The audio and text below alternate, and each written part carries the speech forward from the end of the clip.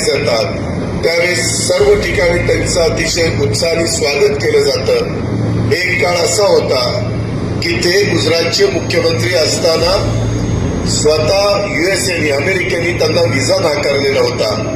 परंतु नंतर असा का करिश्मा मोदी साहेबांनी दाखवला की मोदी साहेब देशाचे पंतप्रधान झाले आणि त्यांना युएसएने अमेरिकेने रेड कार्पेट टाकलं आणि त्यांना बोलवलं आणि त्यांचं त्या ठिकाणी स्वागत केलं, त्यांचे विचार ऐकले.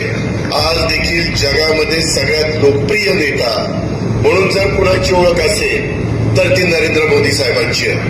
आणि मी मित्रांनो सांगतो की अशी माणसं सतत जन्माला येत नसतात, ती एक दैवी देणगी असते, दैवी शक्ती असते. आणि तशा प्रकारे आज राज्यामध्ये काम करत असताना आम्ही ज्यावेळेस या सगळ्या गोष्टी बघितल्या आणि त्याच्यातून आम्हाला वाटलं की दोनदा पंतप्रधान झाल्यावर